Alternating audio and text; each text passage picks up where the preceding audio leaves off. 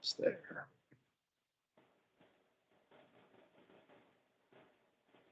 Everybody. Yeah, we're good. Thank you, Chris. I appreciate it. We're now in executive session and we're on the consent calendar portion of the agenda, items 44 through 48. Vice Chair Fiscom, can I get a motion to approve that? You're on mute there, Dave. I'm no longer on mute. Thank you, Chair.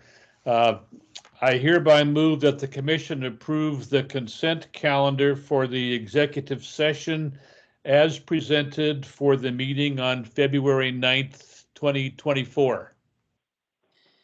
Thank you. We have a motion in front of us. Any comments? Seeing none, we'll go ahead and call for the vote, please, Becky. Commissioner Newell? Aye. Commissioner Fiscom? Aye. Commissioner Burke? Aye. Commissioner Thompson? Aye. Commissioner McCauley? Aye. Commissioner Hollister? Aye. Chair Lindsay? Aye. Motion passes 7-0. Thank you. We'll now move on to agenda items 49 through 51. And we will hear those together and then we'll hear agenda item 52 separately. With that said, Investigator Marietta. No. Oh, that is not myself. Actually, there it was my case, but Andrew has volunteered to take it over. Okay, thank you, Andrew.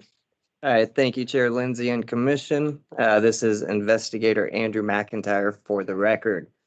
Agenda items number 49 through 51 in your meeting book is a preliminary review report for Joe Taylor, Rick Stokey, and John Murray, Port of Morrow Commissioners. Mr. Taylor, Mr. Stokey, and Mr. Murray are attending via Teams, I believe, and have waived confidentiality so that their cases may be heard together. The complainant in this case satisfied the prerequisites set forth in House Bill 2805 of filing a written grievance with the public body within 30 days of the alleged violation and providing up to 21 days for the public body to respond. This matter concerns the Port of Morrow Board of Commissioners and a special meeting that was held on October 11th, 2023 to interview candidates for a vacant position on the Port of Morrow Board. The complaint alleges the meeting was not properly noticed and that 2 members of the public were asked to leave the public Zoom meeting portion. First, ORS 192640 subsection 3 states that no special meeting shall be held without at least 24 hours notice to the members of the governing body, the news media, which have requested notice, and the general public. It appears that the Port of Morrow initially planned for its October 11th special meeting to begin at 9 a.m., and that was announced at its October 6th meeting and was also posted on the Port of Morrow website. The special meeting time was changed to 8 a.m. in order to allow the board to discuss interview questions prior to the interviews. It appears that an email was sent out to a Port of Morrow interested party email list on October 9th at 6:05 p.m., which in fact was more than 24 hours in advance of the special meeting. However, it also appears that the meeting time of 9 a.m. was still posted on the Port of Morrow website until 10:25 a.m. on the day before the meeting, which would be less than 24 hours prior to the 8 a.m. start time on October 11th. The time listed on the website was not changed within the 24-hour period. Because the Port of Morrow listed contradictory start times for the special meeting, one on their website and one via email sent to interested parties, the notices of the October 11th special meeting do not appear to be reasonably calculated to inform the general public of the time the meeting would begin. Thus, it appears the Port of Morrow Board may have violated ORS 192.640 subsection 3. The second issue is regarding ORS 192.630 subsection 1, which requires all meetings of the governing body of a public body shall be open to the public and all persons shall be permitted to attend any meeting except as otherwise provided in ORS 192610 through 192690, or 610 through 690. The Attorney General Manual notes that the requirement that all persons be permitted to attend any meeting does not mean the governing body cannot impose reasonable restrictions needed to maintain order at the meetings, such as any person who fails to comply with reasonable rules of conduct or who causes a disturbance may be asked or required to leave. The complaint alleges that 2 members of the public, Mr. and Mrs. Akers, were asked to leave the public Zoom meeting. The commission staff listened to the part of the October 11th special meeting at issue. The video recording does not indicate that Ray Akers was asked to leave the meeting. Instead, it shows that Joe Taylor stated that he thought it would be unfair for a candidate to listen to the discussion of the questions before the 9 a.m. interview. And Mr. Akers responded by stating they understood, so they could get off here and head on down. Joe Taylor did not request or order Mr. Akers to leave, and it was Mr. Akers who volunteered to leave the Zoom meeting. Therefore, regarding the second issue, it does not appear that the Port of Mora Board violated ORS 192.630 by excluding a member of the public from the October 11th special meeting. Therefore, based on the information available during this preliminary review, there appears to be a substantial objective basis in the case, though, to believe that the Port of Mora Board, which includes Joe Taylor, Rick Stokey, and John Murray, may have violated ORS 192.640 subsection 3 by failing to provide public notice 24 hours in advance of the change in time for its special meeting that was held on October 11th, 2023 at 8 a.m. Therefore, the Oregon Government Ethics Commission should move to investigate possible violations of ORS 192.640 by Joe Taylor, Rick Stokey, and John Murray. Thank you. Thank you, Investigator McIntyre. Mr. Stokey, and it looks like Mr. Murray and possibly Mr. Taylor, it looks like you're online. I apologize. I did not start this report appropriately. I should have introduced myself and explained the procedure. My name is Sean Lindsay. I'm chair of the Oregon Government Ethics Commission. And the procedure here is that we, as you just heard, we first receive a report from the investigator, in this case, Investigator McIntyre. After that, then we give you an opportunity to share your side and provide your explanation. And then the commissioners also have an opportunity to ask questions of the investigator and ask questions of you. And the only decision that we are making today is whether to proceed with an investigation, a more full investigation or not. That's the decision we're making today. We're not making a decision as to whether there was an actual violation. So that's how that will proceed. But before we go on to you, commissioners, do any of you have any questions for Investigator McIntyre? Okay, seeing none, we'll now turn some time over to Mr. Stokey, Mr. Murray, Mr. Taylor. We are in a shortened time frame today, so we ask that all of you have the right to speak, but if possible, maybe one could speak for yourself, and we ask that you be precise and to the point as well as you speak. Your turn. Go ahead. Thank you. Okay, this is Commissioner Taylor. I guess I'll start off. I'm the commission president this year. I didn't expect to actually speak here today. I was under a different impression, but we've submitted all of our testimony to you so far, to Mr. McIntyre, and that's really all I wanted to say. Perfect. Thank you. And Mr. Stokey or Mr. Murray, would you like to share anything? You don't have to, but you're welcome to if you'd like. I guess I would just like to say that there was no intention, certainly, of not getting the meeting notice out. There was a last minute change, and that's how it came about. But anyway, thank you. Okay. Thank you very much. Commissioners, any questions of these gentlemen? Okay, thank you. Any comments on the matter, or is anybody prepared to make a motion? Mr. Chair, you ought to turn to Mr. Stokey unless he already said he didn't want to testify. And he may have said something to that effect. Mr. Stokey? Just for the record, it's pronounced Stoko. The E is silent. Not that it really matters, just letting you know. The only thing no problem, no problem at all. Thank you for the opportunity to address the commission. I would just state and reiterate that the port had no ill intentions here. We have followed our standard practice that we have for 35 years when it comes to public notice. We just recently started using our webpage to put a link so that people can actually get to the Zoom meetings. It has never been our intention to use that as our source of communication.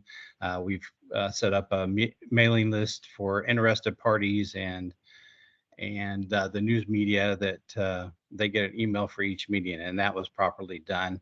And we presented that information. I can't find anywhere in ORS that says we have to post it on our webpage. We have, as a commission, recognized that since staff is putting it on there, that we make it a mandatory process moving forward. I think we did that in October or November. Anyway, appreciate your time. We look forward to getting this resolved. Thank you. Thank you, Mr. Stoko.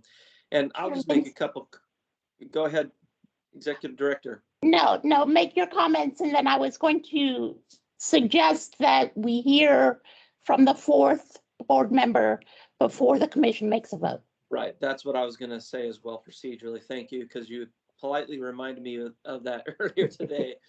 So thank you. I'll just make a couple comments, and that is, our intention is, well, first of all, we really appreciate the transparency and the desire to do what's right. And I would just say that a lot of this process is educational in nature, and we very much lean toward education. And so even if we do proceed forward with an investigation, my suspicions are it's going to be more educational in nature.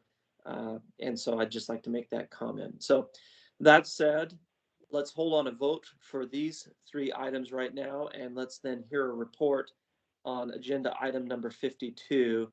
And I understand that's also Investigator McIntyre. So hold on a second. Mr.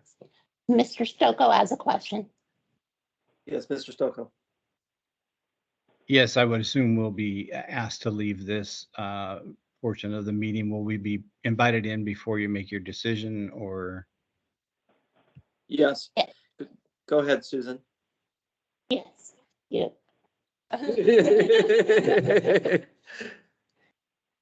We will remove you, and then we will bring you back for the vote.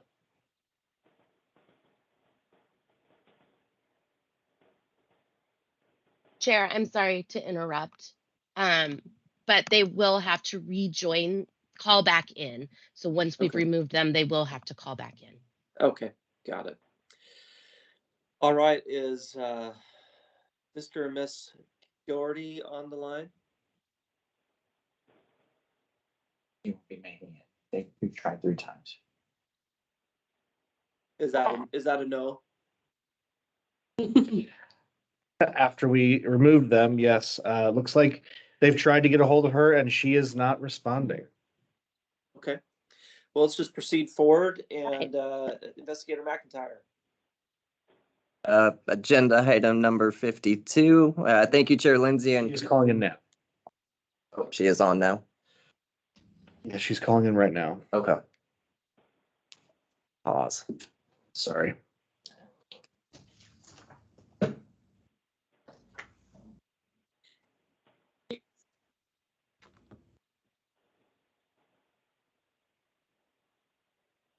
Please let us know when she's in. I will let you know, yes.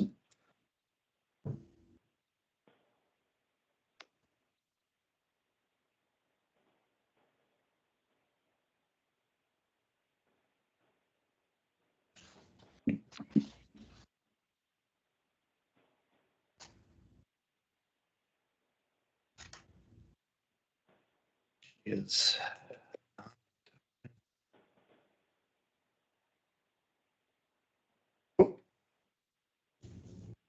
okay.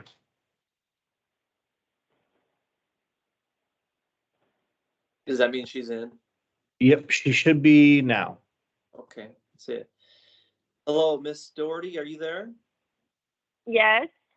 Hi there. This is Sean Lindsay. I'm Chair of the Oregon Government Ethics Commission.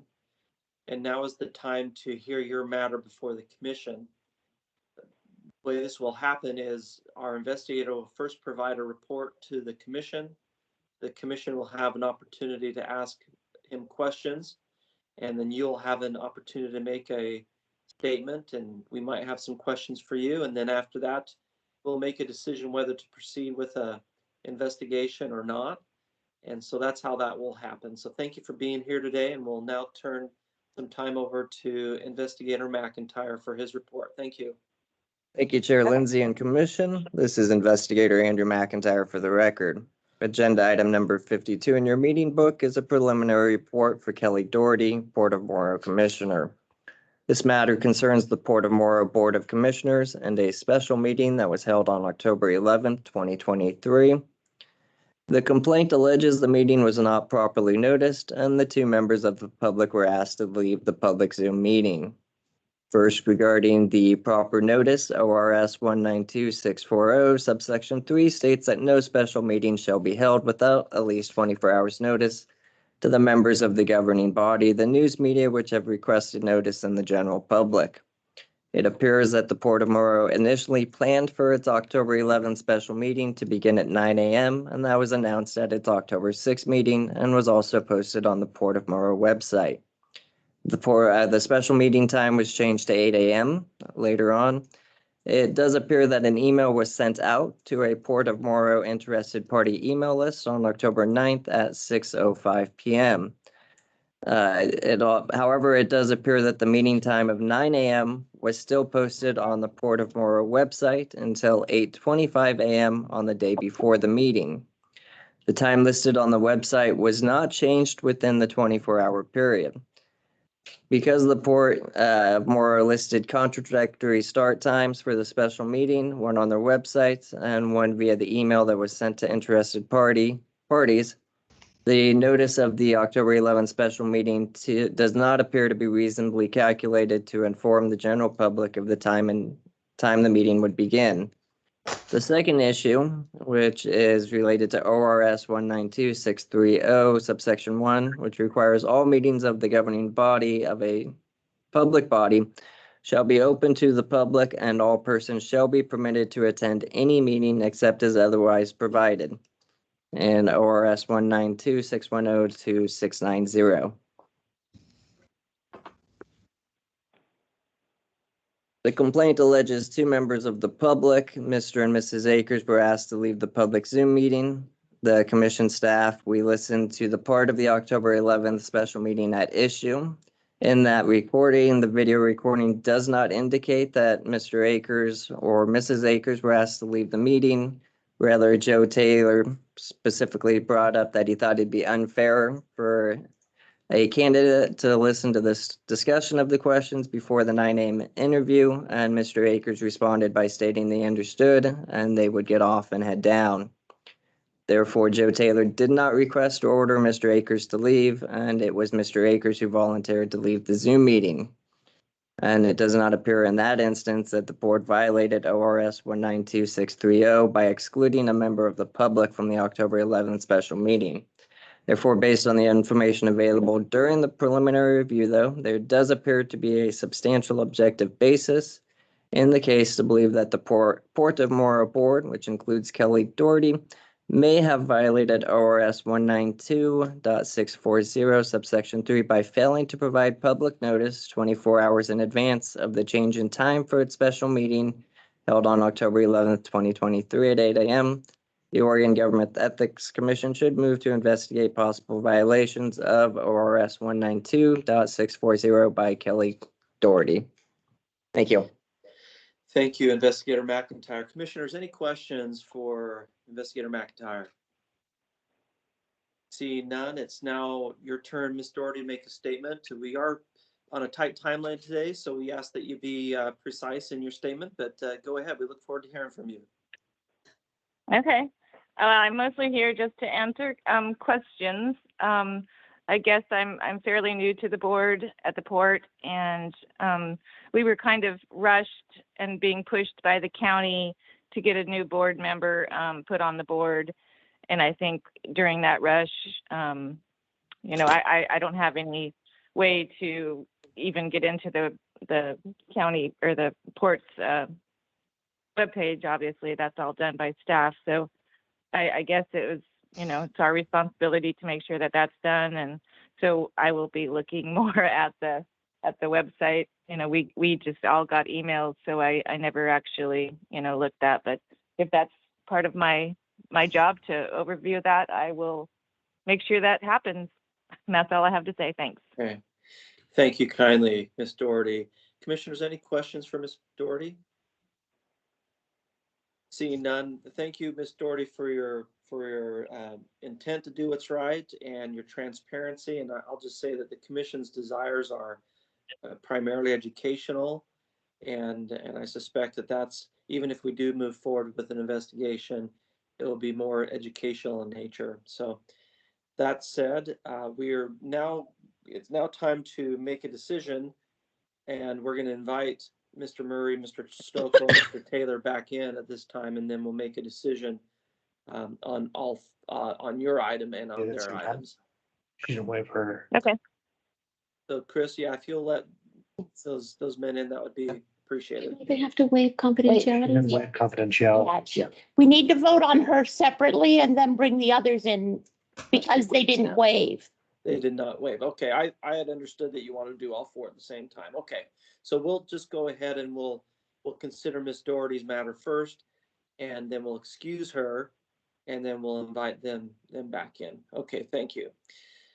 Okay, Vice Chair Fiscom, do you have a motion, please? I do, Mr. Chair. Let me just ask a quick question of staff. The agenda that I have lists Ms. Doherty as being with Morrow County. Should that be the Port of Morrow? Perhaps an updated agenda was provided, which I don't have. Is that the Port of Morrow?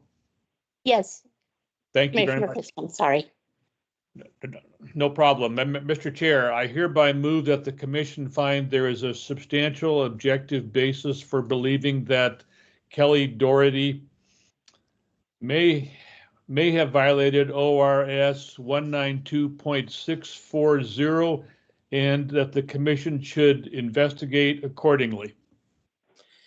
Thank you, Vice Chair Fiscom. Commissioners, any comments on the motion before us? Seeing none, we'll proceed with the vote, please. Commissioner Fiscom, Aye. Commissioner Burke, Aye. Commissioner Thompson, Aye. Commissioner McCauley, Aye. Commissioner Hollister, Aye. Commissioner Newell, Aye. Chair Lindsay. Aye. Motion passes 7-0. Thank you. Ms. Doherty, we've decided just to move forward with the investigation. That's it. We've made no decision that there's been a violation. And as I mentioned previously, I suspect that this will be more of an educational matter for you. We appreciate you being with us today, and our staff will be in touch with you soon, okay? Okay. Thank you. Thank you very much. All right, Chris, and if you'll let the other three men in, that would be appreciated. Yep. Should be in now. All right, Mr. Stokoe, Mr. Taylor, Mr. Murray, welcome back. Thank you for rejoining us. We will now move on to a decision. And Vice Chair Fiscom, do you have a motion for us, please? Mr. Chair, yes, I do. I hereby move that the commission find there is a substantial objective basis for believing that Mr. Joe Taylor may have violated ORS 192.640 and that the commission should investigate accordingly. Thank you, Vice Chair Fiscom. Commissioners, any questions or any comments on the motion before us? Seeing none, we'll call for the vote. Commissioner Fiscom, Aye. Commissioner Burke, Aye. Commissioner Thompson, Aye. Commissioner McCauley, Aye. Commissioner Hollister, Aye. Commissioner Newell, Aye. Chair Lindsay. Aye. Motion passes 7-0. I can't recall. Was that on all three of them or was that just the first one? Just the first one, 49. First one. Okay, Vice Chair Fiscum. Mr. Chair, I hereby move that the commission find there is a substantial objective basis for believing that Rick Stocco may have violated ORS 192.640 and that the commission should investigate accordingly. Thank you. Commissioners, any comments on the motion? Seeing none, we'll call for the vote. Commissioner Fiscum, Aye. Commissioner Burke, Aye. Commissioner Thompson. Aye. Commissioner McCauley, Aye. Commissioner Hollister, Aye. Commissioner Newell, Aye. Chair Lindsay. Aye. Motion passes 7-0. Vice Chair Fiscum, please. Mr. Chair, I hereby move that the commission find there is a substantial objective basis for believing that Mr. John Murray may have violated ORS 192.640 and that the commission should investigate accordingly. Thank you. Commissioners, any comments? Seeing none, we'll call for the vote. Commissioner Fiscum, Aye. Commissioner Burke, Aye. Commissioner Thompson. Aye. Commissioner McCauley, Aye. Commissioner Hollister, Aye. Commissioner Newell, Aye. Chair Lindsay. Aye. Motion passes 7-0. Gentlemen, thank you for being with us today. What we've decided is just to move procedurally to the next step, which is an investigation. We have not made a decision that there's any violation. And as I stated previously, I suspect that this is going to be more of an educational process than anything else. So we appreciate you being with us today. Our staff will be in touch shortly, and thank you for being with us today. Thank you. Chris, after you've removed them and before you let the next person in, I'd just like to have a question here. Looks like they're out. I just had a question. As you can tell, I'm a little, I feel like we did that a little bit differently. Susan, you suggested that we do 49, 50, 51 first, and then we remove them. Then we do 53 to make a decision, and invite them back and make a decision. Can you explain, in my mind, we could have just done 49, 50, 51 all at once, even made a decision instead of inviting them to leave and then inviting them back in, or am I wrong, or did I read that wrong, or is there another intent there? Well, you could have voted the first time around. However, given that all four are on the board, but obviously a divided port commission right now, if you had made the decision after just the first three, and the fourth one came in and gave you new information that might have been relevant to the decision, that would have posed a problem because you wouldn't have heard her information. Sure. Okay. That's thank why you. I proposed doing it this way. Okay. And thank it was you for- only because the first three had not waived for her that we couldn't vote together. Sure, I understand. Thank you. I appreciate that. We'll now move on to agenda item 53. And will items 53 through 58 be heard together? I believe so, as long as none of the individuals are attending. Waiting. Okay. Thank you, Chair Lindsay and Commission. This is Investigator Andrew McIntyre for the record.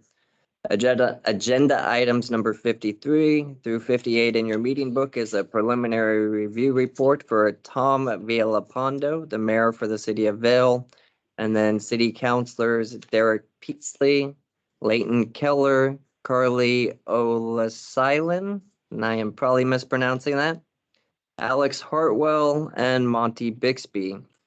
The complaint has satisfied the prerequisites set forth in House Bill 2805 of filing a written grievance with the public body within 30 days of the alleged violation and providing up to 21 days for the public body to respond. This matter concerns the city of Vail and a city council meeting that was held on September 26, 2023.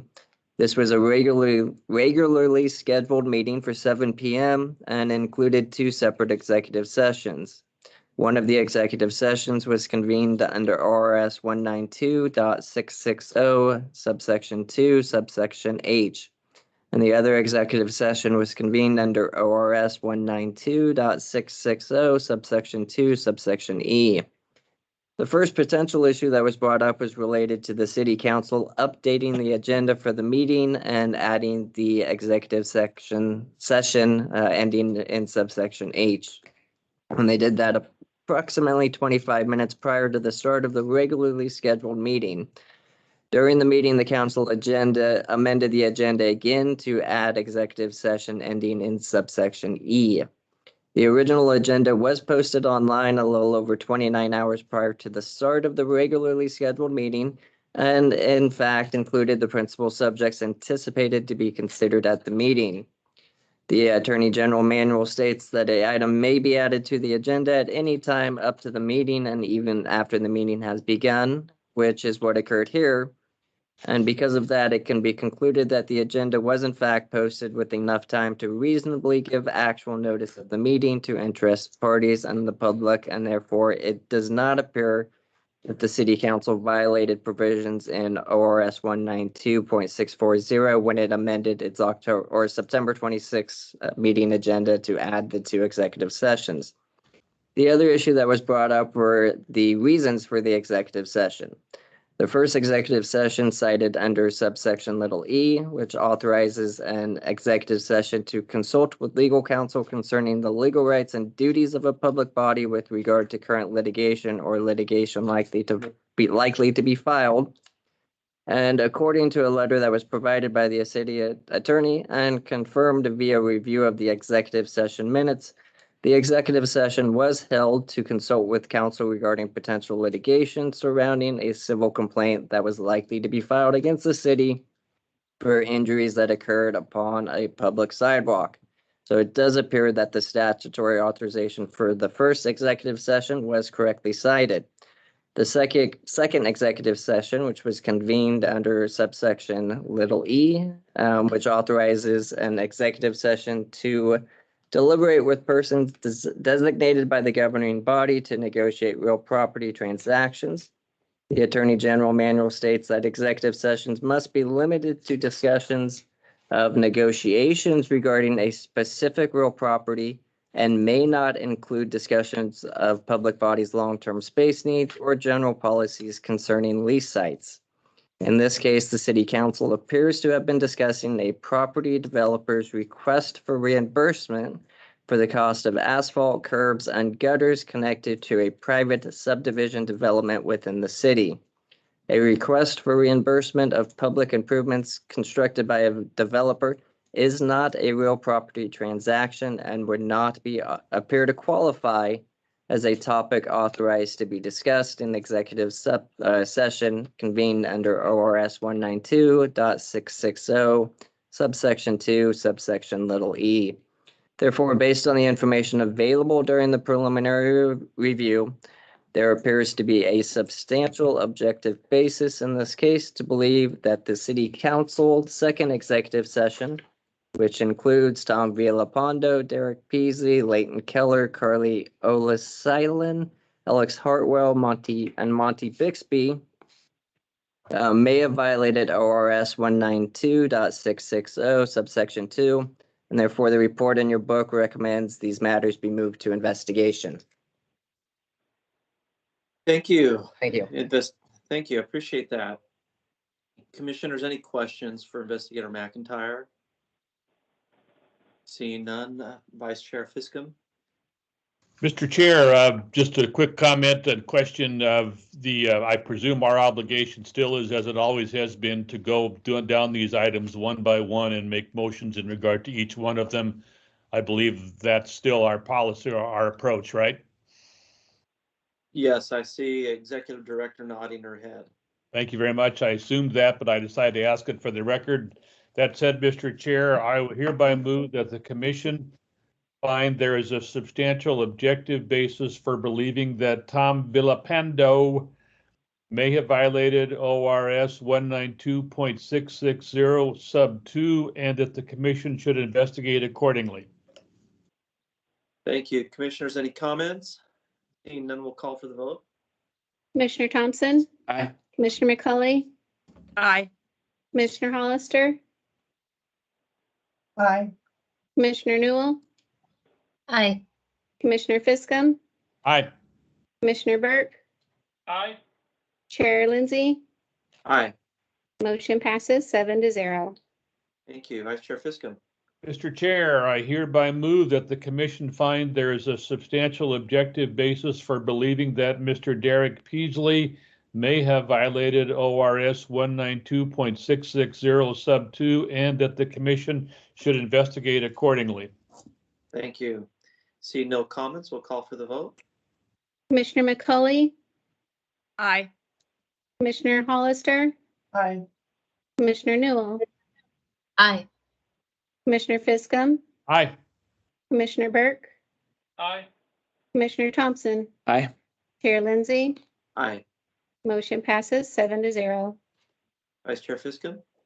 Mr. Chair, I hereby move that the commission find there is a substantial objective basis for believing that Mr. Leighton Keller may have violated ORS 192.660 sub 2 and that the commission should investigate accordingly. Thank you. Seeing no comments, we'll call for the vote.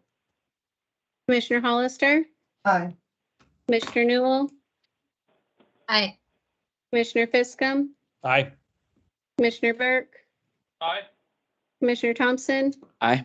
Commissioner McCauley, Aye. Chair Lindsay. Aye. Motion passes 7-0. Vice Chair Fiscum. Mr. Chair, I hereby move that the commission find there is a substantial objective basis for believing that Carly Olin-Salen may have violated ORS 192.660 sub 2 and that the commission should investigate accordingly. Thank you. Seeing no comments, we'll call for the vote. Commissioner Hollister, Aye. Commissioner Newell, Aye. Commissioner Fiscum, Aye. Commissioner Burke, Aye. Commissioner Thompson, Aye. Commissioner McCauley, Aye. Chair Lindsay. Aye. Motion passes 7-0. Thank you, Mr. Vice Chair. Chair, I hereby move that the commission find there is a substantial objective basis for believing that Alex Hartwell may have violated ORS 192.660 sub 2 and that the commission should investigate accordingly. Thank you. Seeing no comments, please call for the vote. Commissioner Newell, Aye. Commissioner Fiscum, Aye. Commissioner Burke, Aye. Commissioner Thompson, Aye. Commissioner McCauley, Aye. Commissioner Hollister, Aye. Chair Lindsay. Aye. Motion passes 7-0. Chair Fiscum. Mr. Chair, item number 58, I hereby move that the commission find there is a substantial objective basis for believing that Monty Bixby may have violated ORS 192.660 sub 2 and that the commission should investigate accordingly. Seeing no comments, go ahead and call for the vote. Commissioner Fiscum, Aye. Commissioner Burke, Aye. Commissioner Thompson, Aye. Commissioner McCauley, Aye. Commissioner Hollister, Aye. Commissioner Newell, Aye. Chair Lindsay. Aye. Motion passes 7-0. Thank you. All right, we'll move on to agenda item 59 now. And that one is a standalone item, correct? Correct. And who is the investigator reporting on this one? That'll be me, Daniel Pacheco. Okay, thank you, Daniel. And is Mr. Ackley joining us? No, he's not. Okay, go ahead. All right, thank you, Chair Lindsay and Commission. This is Investigator Daniel Pacheco for the record. Agenda item 59 in your meeting book is a preliminary review report for Richard Ackley, a former superintendent for the Deer Ridge Correctional Institute. The commission voted on November 17th, 2023 to open a preliminary review based on an article published on September 29, 2023 by Oregon Live News. The Oregon Live article states a former top administrator at an Eastern Oregon prison faces felony charges for allegedly bilking the state by collecting paychecks for work he didn't actually do. Mr. Ackley's indictment includes 2 counts of aggravated theft in the first degree for theft of compensation totaling at least $10,000 and 1 count of official misconduct in the first degree for failing to perform duties of his office. Based on the Oregon Live article and indictment, it appears that Mr. Ackley may have committed theft of compensation of at least $20,000. Thus, in this case, it appears that Mr. Ackley may have used his official position as the Assistant Deer Ridge Superintendent to knowingly falsify records to obtain a financial gain by way of theft for work he did not do, an opportunity available to him but for his official position. Per ORS 244.040 sub 1, a public official may not use their position to obtain a financial gain or avoid a financial detriment that would not otherwise be available. It appears in this case that Mr. Ackley may have avoided financial detriments by not using his accrued leave. In addition, per ORS 244.120 sub 1, when a public official is met with a conflict of interest, they must notify in writing to the person who appointed them of the nature of the conflict and dispose of the matter as specified by the appointed authority. In this case, it appears that Mr. Ackley may not have informed his appointed authority of the nature of the conflict resulting in a financial benefit. The recommendation in your books is to move this case to investigation. Thank you. Thank you, Investigator Pacheco. Commissioners, do we have any questions for Investigator Pacheco? Seeing none, Vice Chair Fiscum, do you have a motion for us? Mr. Chair, I do. I hereby move that the commission find there is a substantial objective basis for believing that Richard Ackley may have violated ORS 244.040 sub 1 and ORS 244.120 sub 1, and that the commission should investigate accordingly. Thank you. Commissioners, any comments? Seeing none, please call for the vote. Commissioner Fiscum, Aye. Commissioner Burke, Aye. Commissioner Thompson, Aye. Commissioner McCully, Aye. Commissioner Hollister, Aye. Commissioner Newell, Aye. Chair Lindsay. Aye. Motion passes 7-0. Thank you. We'll now move on to agenda item 60. And let's see here. Will Mr. Dahlgren be attending? I don't believe so. Someone's on there. All right. And is this Investigator Murrieta? Or no? McIntyre on this one again. Sorry. I appreciate your excitement. Maybe I'll change my last name, make it easier. Yeah, Thank you, Chair. I don't have my regular list here, and so I'm going off of a bunch of initials, so we're getting there. So okay, go ahead. Okay, thank you, Chair Lindsay and Commission. This is Investigator Andrew McIntyre for the record. Agenda item number 60 in your meeting book is a preliminary review report for Kevin Dahlgren, a former homeless services specialist for the city of Gresham. The commission voted to approve a motion to initiate a preliminary review on November 17th of 2023 based on information from an article on Oregon Live that was dated October 31st, 2023. Information at this time indicates that respondent was employed as a homeless service specialist, and while in that role, Mr. Dahlgren may have used a city procurement card to steal property worth thousands of dollars between 2020 and 2023. Mr. Dahlgren may also have used the identities of several homeless people to defraud the city of Gresham. Mr. Dahlgren has been charged with 2 separate indictments in Multnomah County Circuit Court. The first indictment, which was October 30th, 2023, he was charged with 7 counts of theft in the first degree, 5 counts of identity theft, 2 counts of aggravated identity theft, and 5 counts of official misconduct in the first degree. When the later indictment, which was November 30th of 2023, Mr. Dahlgren was charged with another 2 counts of identity theft, 2 counts of theft in the third degree, and 2 counts of official misconduct in the first degree. Based on the indictment and news articles, it appears that Mr.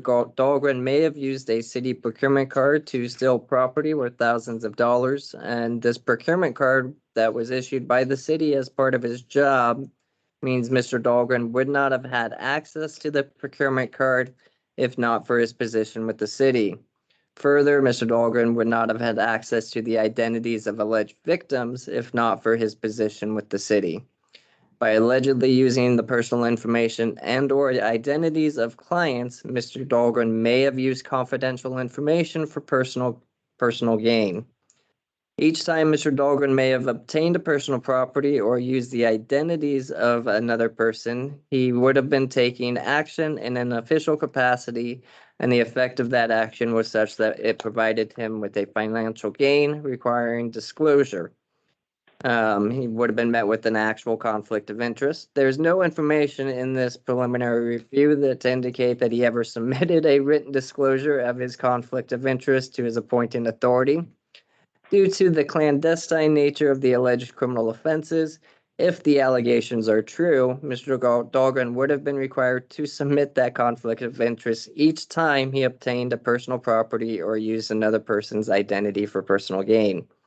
Therefore, based on the information currently available, there appears to be a substantial objective basis in this case to believe that Mr. Kevin Dahlgren may have violated ORS 244-040 subsection 1, ORS 244-040 subsection 4, and ORS 244.120 subsection 1. And the Oregon Government Ethics Commission should move to investigate the complaint against Kevin Dahlgren. Thank you. Thank you. Commissioner Burke, you have your hand raised? Yes, thank you very much, Mr. Chair. Just out of an abundance of caution and a desire for full transparency, I wanted to let everyone know that prior to these allegations being made, I had been in negotiations with Mr. Dahlgren to speak about homeless issues to attendees of a conference I organized, which took place this last weekend. As folks probably know, if they read the material, is that he was very active and his methods of dealing with the homeless issue were discussed, and so I was in negotiations with him to make a presentation. As soon as these allegations came out, I looked at them very carefully, and without knowing or opining if he was guilty or innocent of these allegations, I felt it was in the interest of the conference I was organizing to withdraw the invitation for Mr. Dahlgren to speak about these items. I do not believe that any of these happenings would compromise my ability to deal with this issue objectively, but I wanted to point that out in case anyone had a different view. Thank you. Vice Chair Fiskum, looks like you have something to say? No, Mr. Chair, I'm ready for a motion when you're ready, but I will yield to your leadership. All right, before that, any questions for Investigator McIntyre? Seeing none, we'll call for the vote.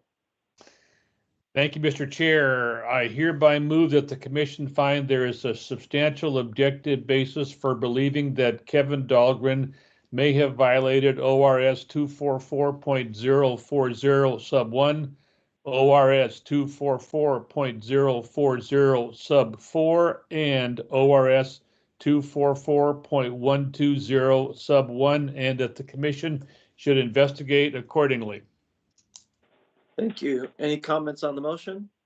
Seeing none, we'll call for the vote. Commissioner Fiskum, Aye. Commissioner Burke, Aye. Commissioner Thompson, Aye. Commissioner McCauley, Aye.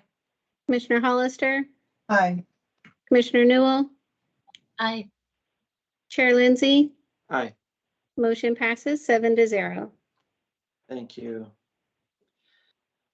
All right, I see related items 61 through 65. Yeah, and we'll have Mr. Baker and Miss Peterson, they both waived, so, and they responded, so they could go first. I'm not sure if you've heard back from them. Mr. Baker is on right now. Great. And I saw Ms. Peterson earlier, but I do not see her now. Should I give it a Okay, minute? we'll go ahead and we'll just proceed with Okay. Mr. Baker online, and I'm hearing Investigator Murrietta's voice. Is that correct?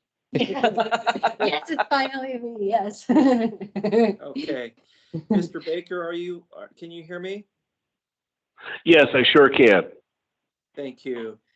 And Chris, I understand Miss Peterson still is not on. Is that correct? Correct. It looks like we're still working on getting her, but Okay. we don't know where she is. Okay, we'll proceed. Mr. Baker, my name is Sean Lindsay. I'm the chair of the Oregon Government Ethics Commission, and now is the time to hear your matter before the commission. The procedure here is that Investigator Murrieta will provide a report to the commissioners. We may have some questions for her. Then you will have an opportunity to speak to the matter. We ask that it be precise and brief, and we may have some questions for you. And then we will make a decision whether to not proceed or whether we should proceed to the next step of doing further investigation. And so with that said, Investigator Murrieta, please. All right, thank you, Chair Lindsay. Commissioners, this is Investigator Hillary Murrieta. Agenda item 61 in your books is a preliminary review report for the Phoenix Mayor, Terry Baker. The allegation is that the mayor and other city councilors may have violated Oregon Public Meetings Law.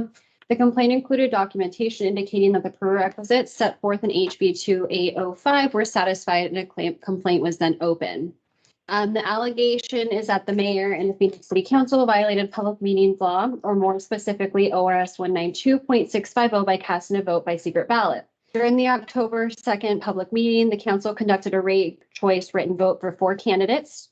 They were looking for 2 to be on the city council, where each candidate was given a number that the council members would then rank, with 4 being the highest ranking and 1 being the lowest. Both the meeting minutes and Mr. McGreary, the Phoenix City Council's attorney, subsequent account make it clear that this ranked choice vote was part of the selection process the council used to determine which candidates to appoint to the open city councilor positions. This was further confirmed when the council voted to appoint the 2 individuals who received the highest vote score without any additional steps or analysis. Mr. McGreary offered a response on behalf of the city. Mr. McGreary argues that the written ranked choice vote that the council members completed was not a secret ballot, as asserted by the complainant, because 1, it was not a final decision, as the council members were not required to follow the results of the vote when deciding who to appoint, and 2, when one of the candidates asked to see the vote following the meeting, the council provided them with their initial breakdown of the votes. Even if Mr. McGreary's statements are accurate, it appears that the council violated Oregon Public Meetings Law. The public voting requirements in Oregon are not limited to final decisions that are binding on the governing body. Rather, ORS 192.650 sub 1C requires that the results of all votes taken by a governing body must be recorded and that the minutes of the public meeting must include the vote of each member. In order for the requirements to be satisfied, the ranking of candidates made by each member of the council was required to be publicly announced at that meeting. The recommendation in your books is to move this case to investigation. Thank you, Investigator Murrieta. Commissioners, any questions for Investigator Murrieta? Anticipating what Vice Chair Fiska might ask, Investigator Murrieta, what would you like to investigate further? I'm not really sure that there is anything that would require me to investigate further or look into, since we do have the meeting minutes and the recording. I would say maybe the next approach would be dependent on the executive director, a letter of education, offering a letter of education. Thank you. I appreciate it. Mayor Baker, having heard what the intended thoughts are from Investigator Murrieta, now's your time to speak to the matter if you'd like. You don't have to, but you're welcome to make a statement. Well, thank you for the opportunity, and I'll be very brief. The investigator has been very Hillary has been very cooperative and open and nice. I will say this, that when I took over as mayor, our little town had a reputation for a lot of infighting and bickering amongst council.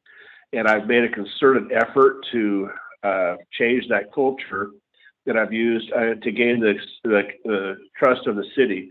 And I've done that through absolute transparency. In fact, I've re-emphasized many times that we need to operate at a level that is beyond accusation. We have to be where people won't even accuse us. We have to be transparent. We have to be honest. We have to be open and respectful to one another and our community.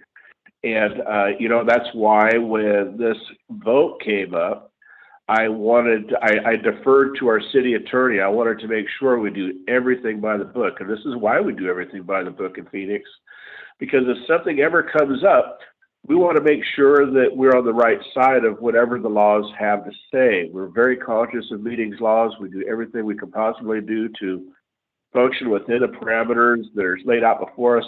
Some people see rules as a hindrance. I see them as guideposts, and I like rules. I like knowing what I can do and having to be open and clear. As such, I did request that our attorney direct the voting process.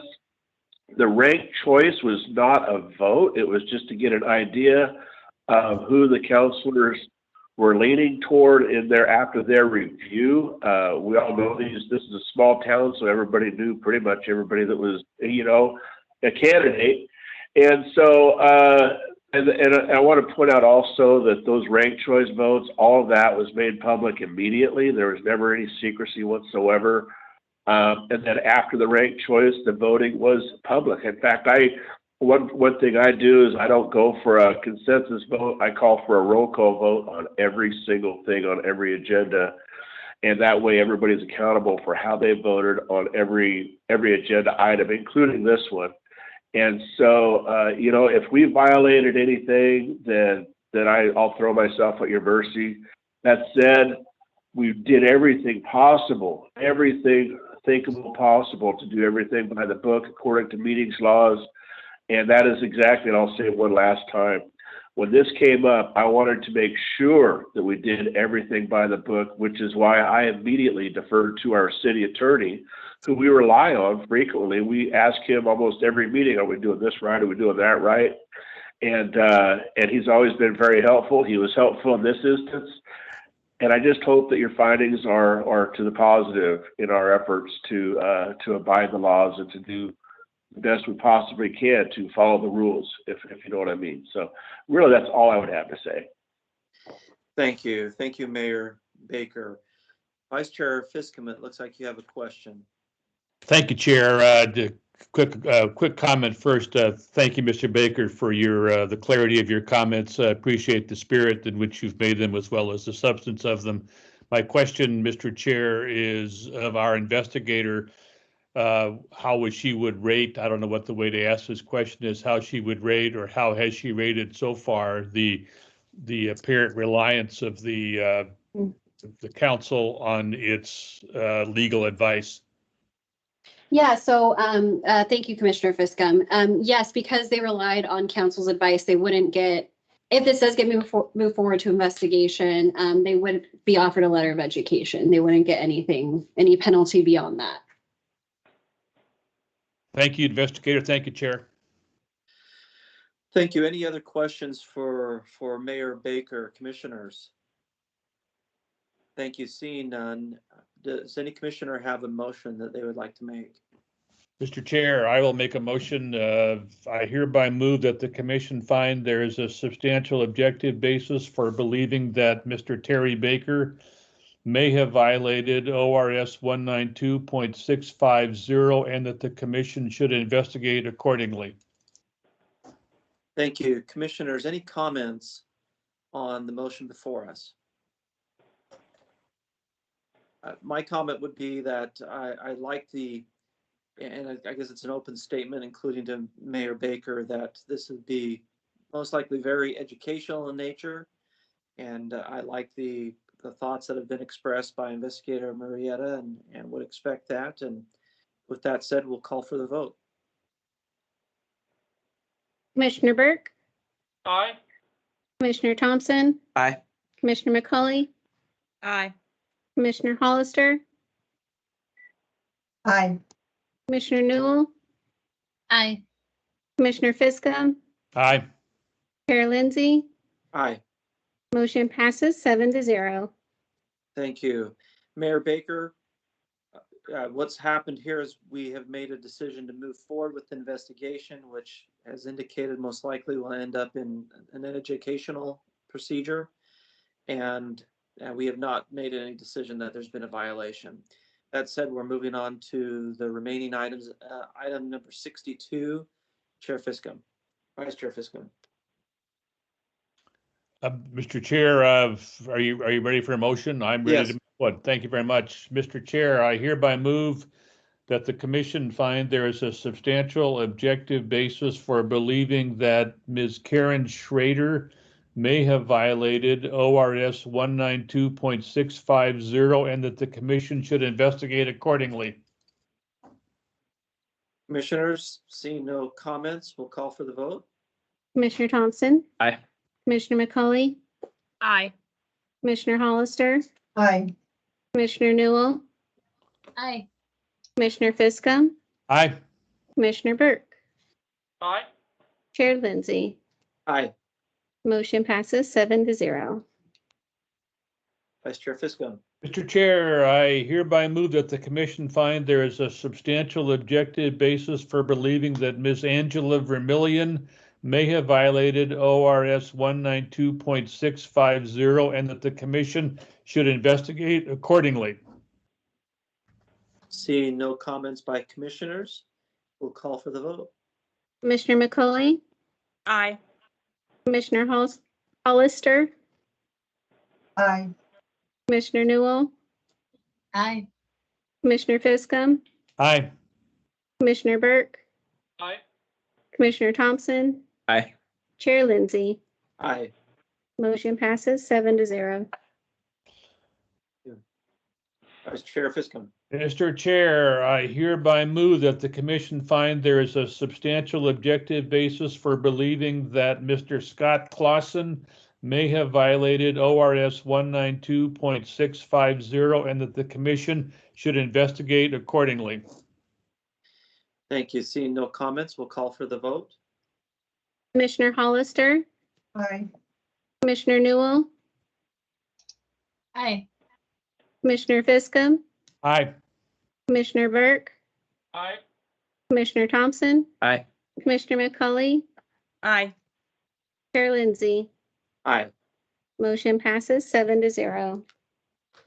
And Vice Chair Fiscum. Mr. Chair, I hereby move that the commission find there is a substantial objective basis for believing that Ms. Krista Peterson may have violated ORS 192.650 and that the commission should investigate accordingly. Thank you. Seeing no comments, we'll call for the vote. Commissioner Hollister, Aye. Commissioner Newell, Aye. Commissioner Fiscum, Aye. Commissioner Burke, Aye. Commissioner Thompson, Aye. Commissioner McCauley, Aye. Chair Lindsay, Aye. motion passes 7-0. Okay. Commissioners, we've been going for over an hour. I'm fine proceeding. Everybody okay? I'm good. Okay.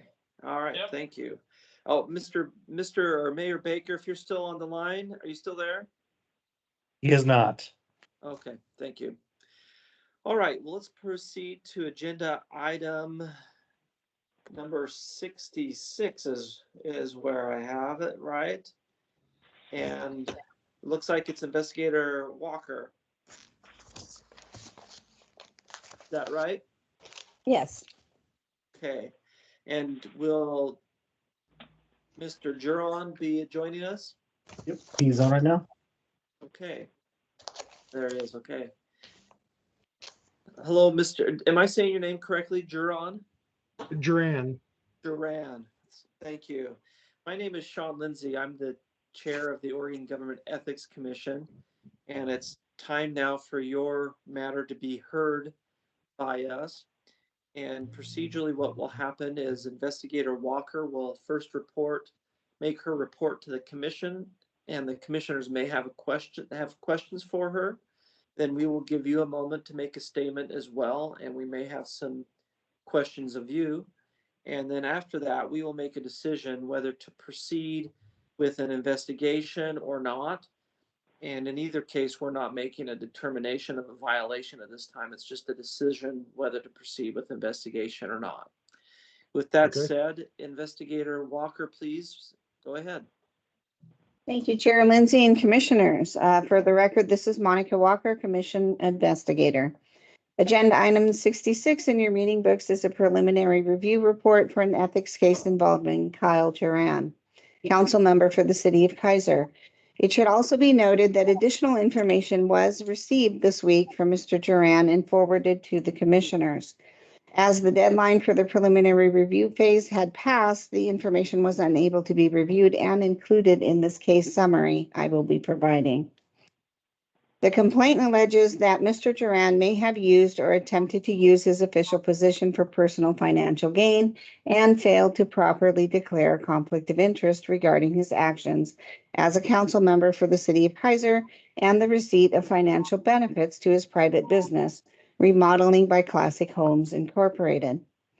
In regard to conflicts of interest from the information gathered during this preliminary review, Mr. Duran made a proper declaration of his conflict of interest at the June 20th, 2023 council meeting in which the bids were discussed and voted on by the city council to award the contract to Remodeling by Classic Homes Incorporated, which is Councilor Duran's business.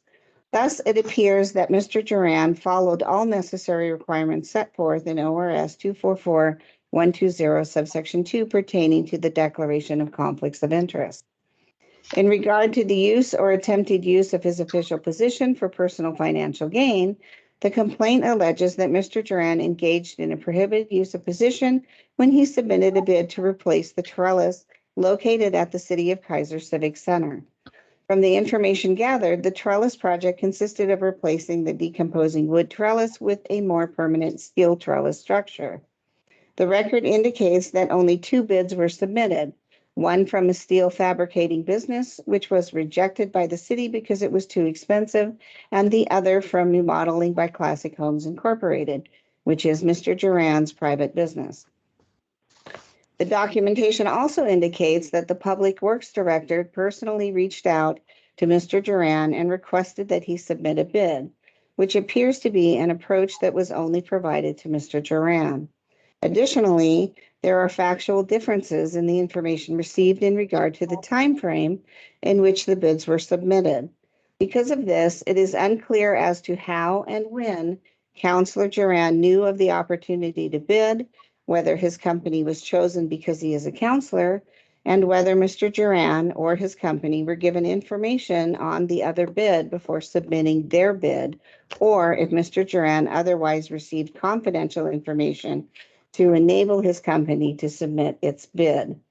Should this matter be moved to investigation, staff would seek to clarify the facts surrounding these questions in order to ascertain whether or not Mr. Duran used his position or made attempts to use his position to create the opportunity for or obtain a personal financial gain, and if he did so by using confidential information received in his capacity as a public official. Based on the information received during this preliminary review, it appears there is substantial objective basis in this case to believe that a violation of the prohibited use of office statutes per ORS 244040 subsection 1 and subsection 4 may have occurred. Therefore, the report that is in your meeting books recommends moving this case to investigation. Thank you. Thank you, Investigator Walker. Commissioners, any questions of Investigator Walker? I have a question on the complainant, Ms. Dorfler. Do you have any information on the complainant, Investigator Walker? No, other than she's the complainant in the case. Okay. Okay, thank you. Mr. Duran, it is now your time to make a statement, and we obviously have a short time frame here, so we ask that you be precise in your statement, and we look forward to hearing from you. Okay, has everybody received the stuff I sent in this week? Is that- Yes. Okay, so I won't go over that stuff other than tell you, Actually, I wouldn't mind. We got them briefly before, so I've briefly reviewed them. So personally, I wouldn't mind hearing at least a summary of what you sent. okay, yeah, basically, I've done work for the city in the past before I was a city councilor. My company has. So I think that was part of the reason that my company was contacted about this. And I believe there was others that were contacted. There were just others that weren't interested in the project. And I wasn't interested in the project at first. I didn't want to do it just because of this issue, being a city councilor. But they wanted to get it done this or last year, so I did. I finally went ahead and I worked with another local vendor that does steel fabrication, and talked to them about working with me on this. So we were doing it with all Kaiser labor. So I decided with that in mind, the other company that I was going to be working with could use the work. And I went ahead and contracted or worked with them, got the bid, got it together and sent it to the city. But I never asked for any special favors, or I never asked for any information beyond what was in the bid requirements that went out to everybody that it did go out to. I was very careful not to ask anything that I shouldn't know, or look for any information that I shouldn't know, because I was a city councilor. I did. I knew that my price was way over what they had budgeted for, just because it had been in the budget cycle for 2 years. But I just told them I was going to give them a price of what I thought it was going to cost, and they could do what they wanted with it. That was how that came about. I'd done projects for the city civic center, and the Kaiser Little League fields for 10 to 13 years before I was a city councilor. So I think that was part of the reason that they had asked me. And the reason I finally accepted to put in a bid was because I knew that they wanted to get it done. So working with that was basically the overview of how it came about. I don't know if anybody has any other questions based on the information that I sent in. Yeah, commissioners, any questions for Mr. Duran? I would ask the same question that I asked of Investigator Marietta of the complainant. Do you know who this person is? Oh yeah, she's a definite critic of me on the city council. Okay, Vice Chair Fiscom, you have a question. Thank you, Chair. Just a quick question to Mr. Duran. And first of all, I would say thank you for being here. Appreciate your patience with our schedule. And so thank you for your comments. I'm not quite sure how to ask this question, but I think it is this. Do you believe that your position on the council enabled you to prepare this bid or to submit this bid? Is that the case or not? I don't believe it was. Other than maybe I got hounded more than other people because I saw the people from the city more often.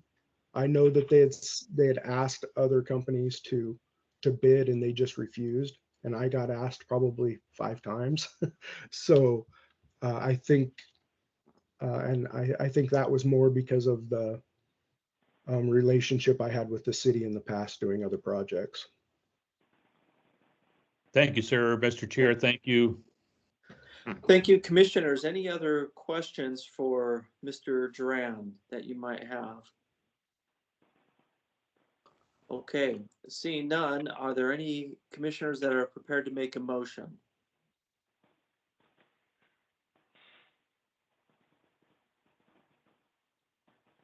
Seeing none, Vice Chair Fiscum, are you prepared? Are you still contemplating what to do, or? The answer to your questions is yes and yes. I'm still contemplating, but I'm prepared to make a motion. Happy for any of my colleagues to step in front of me. If anybody would prefer to do so, I'm happy to yield. Seeing none, I will make a motion. I move that the commission find that the complaint and information available during preliminary review appears to be insufficient to constitute a substantial objective basis for believing that Mr. Kyle Duran has violated provisions of Oregon government ethics law, and that this complaint be dismissed without further review. Thank you. Commissioners, you've heard the motion that's before us. Any comments on the motion or questions on the motion? To summarize, Vice Chair, we have Commissioner Newell. Go ahead. Yeah, just a comment on that. I'll be voting no because I do think that there is a basis to move forward on this and that it warrants further investigation, and whether that results in a dismissal at that point, so be it. But I do feel that there is sufficient basis to move forward. Thank you. Vice Chair Fiscum. Thank you, Chair, and thank you, Commissioner Newell. I understand your point of view, and no problem with it. All I would say from my perspective, and the reason I made the motion is that I don't sense that there is a lot of additional review to be conducted, and I think Mr. Duran might have been in the right place at the wrong time. So thank you, Commissioner Newell. I appreciate your comment. Yeah, that was going to be my question. Is I wanted to hear your thoughts on why you made that motion. That's helpful, and I appreciate Commissioner Newell's comments. Commissioner Burke or Commissioner McCauley, or do you have any comments? Commissioner Hollister, do you have any comments on the motion before us? Chair Lindsay. Go ahead. Chair Lindsay, Executive Director, go ahead. Thank you. I simply wanted to point out that the investigator in the case, we have not had the opportunity to review the additional materials because under existing law, once that 60 days was met, we could not consider any of those materials. The commission can, of course, but in the investigation, an investigation would allow us to look at the additional materials and answer the additional questions that might arise. Thank you. All right, that said, seeing no more, we have Commissioner McCauley. Go ahead. Thanks, Chair Lindsay. Yeah, I've kind of been back and forth on this. I was leaning towards in agreement with Commissioner Fiscum, but in light of Executive Director Meyer's comments on needing potentially some additional time, I will be voting no as well. Thank you. All right. Any additional comments? One last chance. Seeing none, we'll call for the vote. Commissioner Newell, No. Commissioner Fiscum, Aye. Commissioner Burke, Aye. Commissioner Thompson, Abstain. Commissioner McCauley, No. Commissioner Hollister, No. Chair Lindsay, No. motion failed. 2 to 4 with 1 abstention. All right.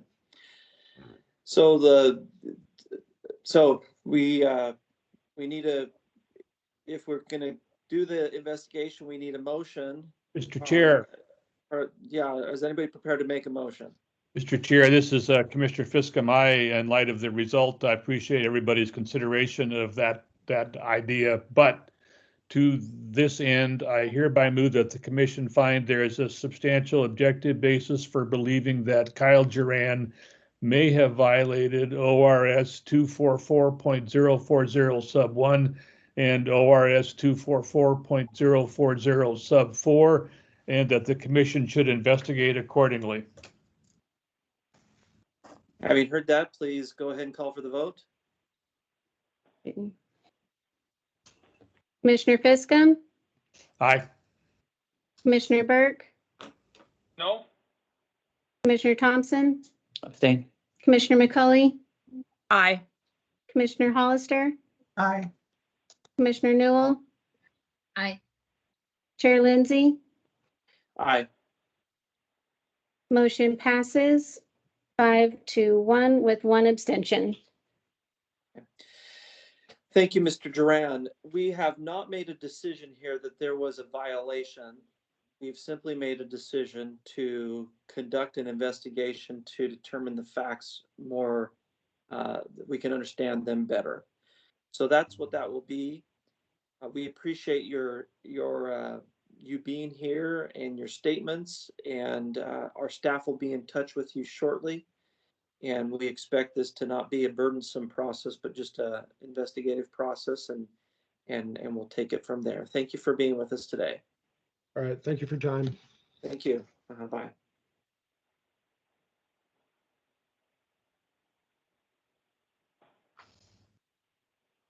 Let me get caught up on where I'm at here. Oh, the agenda item 66. Okay, we're now on agenda items 67. 67 through 72. Through 72. 71. 71. Sorry. Through 71, Chair. 71, and that looks like Investigator Pacheco, correct? Yes, one of the respondents is appearing in person, and I need to alert you, the respondent brought his wife with him. He is verbally waiving his confidentiality as to her. It is up to the chair whether the wife is permitted in the room or not. Thank you. Yes, right here. That's just fine. Oh. Okay, and which, I can't see from here, who is it that's the respondent who's attending? Matt's right here. Did I hear Matthew Smith? Is that right? Yes. Okay, thank you. Hi, Mr. Smith. This is Sean Lindsay. I'm chair of the Oregon Government Ethics Commission. And it is your time to have your matter heard before us. And procedurally, and we also understand that you have waived confidentiality to have your wife here with you. So we acknowledge that she's here with you. Procedurally, what will happen is Investigator Pacheco will provide his report to us, his preliminary review to us, to the commission. We may have questions of him.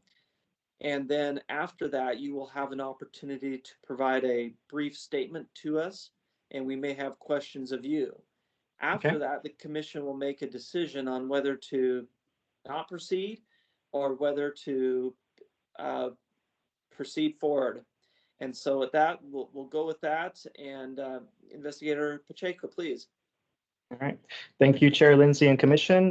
This is Investigator Daniel Pacheco for the record. Agenda item 67 through 71 in your meeting book. It's a preliminary review report for the directors of the Chehalem Park and Recreation District, also known as CPRD. CPRD is a special taxing district for the Newburgh and Dundee area that has been developing a master plan for a property it recently acquired referred to as Riley Park. On September 28, 2023, CPRD held a regular meeting to discuss the future of Riley Park and consider it as a biking, equestrian, or hiking-only park. On this date, many residents appeared and provided input, with one speaker estimating a crowd of at least 150 individuals. After public comment and a 3-2 decision, CPRD voted to move to ban bicycles from the park effective November 1st. Public Meetings Law in ORS 192.640 sub 1 instructs public bodies to provide reasonable calculated notice to interested persons of the date, time, and place of the meeting, in addition to providing a list of principal subjects anticipated to be discussed, but shall not limit the governing body from anticipating additional subjects. The complainant in this case alleges that the directors of CPRD violated the statute at the board's September 28th meeting when they voted to ban bicycles at Riley Park, as they had failed to provide reasonable notice and include a list of principal subjects anticipated to be discussed on their agendas. As the preliminary report indicates, prior to the September 28th meeting, CPRD provided at least 7 days in advance notice of the meeting's date, time, and location on 3 separate occasions. In addition, they notified the news media and provided notice on their social media pages. While the original agenda for the September 28th meeting did not list Riley Park as a topic for discussion, it was subsequently added on the September 25th and September 28th amended agendas. In this case, the principal subject of Riley Park as a topic of discussion was clear, as demonstrated by those in attendance who spoke on the matter of the park. Finally, nothing in ORS 192 prevents a public body from taking a final action in a properly noticed meeting, so long as the action does not take place in an executive session. On the date of the meeting, CPRD made a motion and a vote to ban bicycles at Riley Park as permitted by the statute. Based on the information available in this preliminary review, there does not appear to be a substantial objective basis to believe that the directors of CPRD, which includes Matthew Smith, Jason Fields, Gail Bizu, Jim McMaster, and Lisa Rogers, did not violate public meetings law at the September 28th regular meeting. The recommendation in your books is to dismiss. Thank you. Thank you. Commissioners, any comments or questions of Investigator Pacheco? Seeing none, Mr. Smith, now is your time to state something. If you wish, you don't have to say anything, especially consider the investigator's recommendation. So go ahead. I fully agree with his investigation and findings. It's exactly how I see the order of events. Okay, thank you very much. All right. Commissioners, anyone prepared to make, or any questions of Mr. Smith? Seeing none, any commissioners prepared to make a motion? Mr. Chair, this is Mr. Fiscum. I hereby move that the complaint and information available during preliminary review appears to be insufficient to constitute a substantial objective basis for believing that Matthew Smith has violated provisions of Oregon's public meetings law, and that this complaint be dismissed without further review. Thank you. Commissioners, any comments? Seeing none, we'll call for the vote. Commissioner Fiscum, Aye. Commissioner Burke, Aye. Commissioner Thompson, Aye. Commissioner McCauley, Aye. Commissioner Hollister, Aye. Commissioner Newell, Aye. Chair Lindsay. Aye. Motion passes 7-0. Thank you. And Executive Director, we can consider the remaining items, correct, with the Smiths present? Correct, because they had waived confidentiality. Great. Thank you. Vice Chair Fiscum. Thank you, Chair. I hereby move that the commission find that the complaint and information available during the preliminary review appears to be insufficient to constitute a substantial objective basis for believing that Jason Fields may have violated Oregon's public meetings law, and that this complaint be dismissed without further review. Thank you. Seeing no comments, we'll call for the vote. Commissioner Fiscum, Aye. Commissioner Burke, Aye. Commissioner Thompson, Aye. Commissioner McCauley, Aye. Commissioner Hollister, Aye. Commissioner Newell, Aye. Chair Lindsay. Aye. Motion passes 7-0. Thank you. Vice Chair Fiscum. Mr. Chair, I hereby move that the commission find that the complaint and information available during preliminary review appears to be insufficient to constitute a substantial objective basis for believing that Gail Bizu has violated provisions in Oregon's public meetings law, and that this complaint be dismissed without further review. Thank you. Seeing no comments, we'll call for the vote, please. Commissioner Fiscum, Aye. Commissioner Burke, Aye. Commissioner Thompson, Aye. Commissioner McCauley, Aye. Commissioner Hollister, Aye. Commissioner Newell, Aye. Chair Lindsay. Aye. Motion passes 7-0. Thank you. Vice Chair Fiscum. Mr. Chair, I did want to welcome Commissioner Newell's aide to the room, so that's very nice that aide is here as well. Mr. Chair. That aid is problematic. That said, Mr. Chair, I hereby move that the commission find that the complaint and information available during preliminary review appears to be insufficient to constitute a substantial objective basis for believing that Jim McMaster violated provisions of Oregon's public meetings law, and that this complaint be dismissed without further review. Thank you. Seeing no comments, we'll call for the vote. Commissioner Burke, Aye. Commissioner Thompson, Aye. Commissioner McCauley, Aye. Commissioner Hollister, Aye. Commissioner Newell, Aye. Commissioner Fiscum, Aye. Chair Lindsay. Aye. Motion passes 7-0. Thank you. Vice Chair Fiscum. Mr. Chair, I hereby move that the commission find that the complaint and information available during preliminary review appears to be insufficient to constitute a substantial objective basis for believing that Lisa Rogers violated provisions of Oregon's public meetings law, and that this complaint be dismissed without further review. Thank you. Seeing no comments, we'll call for the vote. Commissioner Thompson, Aye. Commissioner McCauley, Aye. Commissioner Hollister, Aye. Commissioner Newell, Aye. Commissioner Fiscum, Aye. Commissioner Burke, Aye. Chair Lindsay. Aye. Motion passes 7-0. Thank you. Mr. Smith, thank you for being with us today. As you've heard, it's been dismissed. And that's the end of the matter. And we appreciate you being with us today. And we hope you have a good day. Thank you very much. Thank you.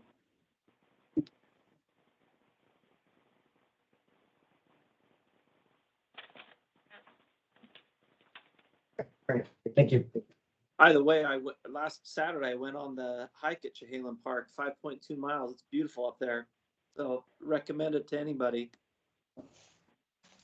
All right, so agenda item 72, are they here? No, they are not. You're not appearing. Yeah, that's right. Thank you. So we have Investigator Pacheco, correct? Yes, that's correct. Go ahead. Thank you, Chair Lindsay and Commissioners. This is Investigator Deanna Pacheco for the record. Agenda item 72 in your meeting book is a preliminary review report for Marvin Raval, a former commission chair of the Oregon Liquor and Cannabis Commission.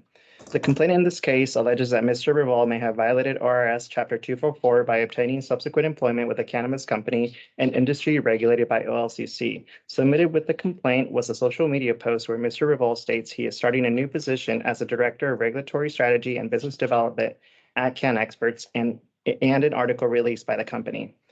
Mr. Raval was a chair in February of 2023 and resigned from LLCC in September of the same year. The central issue in this case was whether Mr. Raval qualified as an LLCC administrator during his tenure as a commissioner of or LLCC chair, which would restrict him from accepting employment with CanExperts under Oregon ethics law.